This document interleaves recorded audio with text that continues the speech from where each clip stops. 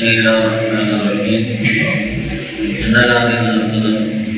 ஒரு முறை நபி ஸல்லல்லாஹு அலைஹி வஸல்லம் அவர்கள் அத்தீபன் ஆதீம் ரலியல்லாஹு அவர்களிடம், அத்தீ, உமக்கு ஆயுள் நீண்டிருந்தால் ஒரு காலத்தை பார்ப்பேன்.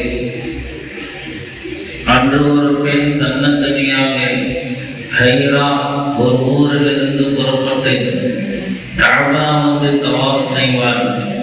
அவளுக்கு அல்லாஹ்வை தவிர வேறு யாரை பற்றி அச்சமும் இருக்காது என்றார்கள். அவ்வாறே ஒரு பெண் பிற்காலத்தின் ஒட்டகத்தில் பயணித்து ஹைராவிலிருந்து கஅபா வந்து தவாப் செய்து புறப்பட்டு சென்றதை நான் எனது கண்ணால் கண்டேன் என அத்தீ ரலியல்லாஹு அவர்கள் கூறினார்கள். ஒரு ஃபர்லை பற்றி நபி ஸல்லல்லாஹு அலைஹி வஸல்லம் அவர்கள் முஆத் இப்னு ஜபல் ரலியல்லாஹு அவர்களை யமனுக்கு அனுப்பிய பொழுது அல்லாஹ் தஆலா செல்வத்திலிருந்து ஜக்காத் வழங்குவதை கடமையாக ஆக்கியுள்ளார் என்பதை அந்த நாட்டு மக்களுக்கு அறிவித்து விடுங்கள் என வலியுறுத்தினார்கள்.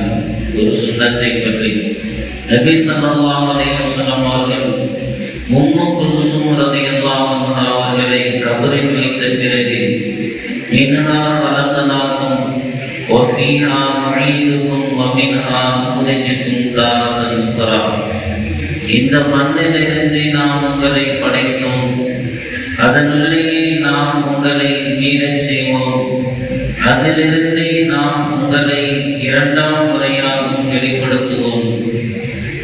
ஒரு முக்கிய அமலின் சிறப்பு. நபி ஸல்லல்லாஹு அலைஹி வஸல்லம் அவர்கள் கூறினார்கள், எனக்கு மெய்யான தீனை கொடுத்து அனுப்பியவன் மீது ஆணையாக அநாதைகளை ஆதரித்தவர்கள், அவர்களிடம் அன்பாக நடந்து கொண்டோர் ஆகியோரை மறுமையில் அல்லாஹ் தஆலா நரகில் வேதனை செய்ய மாட்டார். ஒரு பாவத்தை பற்றி குர்ஆனில் அல்லாஹ் கூறுகின்றார், அல்லாஹ் தன் அருளினால் தங்களுக்கு கொடுத்தவற்றில் யார் கருமித்தனம் செய்கின்றார்களோ அது நமக்கு நல்லது என்று அவர்கள் நிச்சயமாக எண்ண வேண்டாம். அவ்வாறன்று அவர்களுக்கு தீங்குதான். எதில் அவர்கள் கருமித்தனம் செய்தார்களோ அதை மறுமை நாளில் அவர்கள் கழுத்தில் அரிகண்டமாக அணிவிக்கப்படுவார்கள். வானங்கள், பூமி ஆகியவற்றின் அனந்தரங்க உரிமை அல்லாஹ்வுக்கே உரியதாகும். அல்லாஹ் நீங்கள் செய்பவற்றை எல்லாம் நன்கு அறிந்தவன். உலகத்தை பற்றி குர்ஆனில் அல்லாஹ் கூறுகின்றார், நபியே, அவர்களில் சிலருக்கு சுகம் அனுபவிக்க நாம் கொடுத்தவற்றை கொடுத்திருப்பவற்றின் பக்கம் நீங்கள் உங்கள் பார்வையை செலுத்தாதே. இவை யாவுமே உலக வாழ்க்கையின் அலங்காரங்களே. இவற்றை அவர்களின் சோதனைக்காக நாம் கொடுத்துள்ளோம்.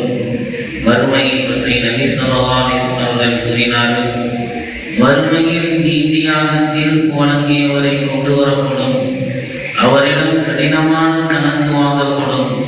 இதை கண்ட அவர் உலகில் இருவருக்கு இடையில் ஒரு பேரிச்சம்பழத்தின் அளவாவது நான் தீர்ப்பு வழங்காமல் இருந்திருக்க கூடாதா என எண்ணுவார். கருத்துரை. ஒரு தலைபட்சமாக அநீதியான முறையில் தீர்ப்பு வழங்குவோர் தமக்கு என்ன நேரிடும் என்பதை சிந்திக்கவும். நபி வகை மருத்துவம். மாதுளையை அதன் உள்ளிருக்கும் தொடியுடன் சாப்பிடுங்கள், அது இறப்பையை சுத்தப்படுத்துகிறது என நபி ஸல்லல்லாஹு அலைஹி வஸல்லம் கூறினார்கள். மாதுளை இறப்பையை சுத்தம் செய்வதுடன் நீண்ட கால இருமலையும் போக்குகிறது என அல்லாமா இப்னு கையும் ரஹ்மத்துல்லாஹி அலைஹி அவர்கள் கூறினார்கள். பிறர் வீட்டில் நுழையும் பொழுதும் வெளியே வரும் பொழுதும் சலாம் கூறுங்கள் என நபி ஸல்லல்லாஹு அலைஹி வஸல்லம்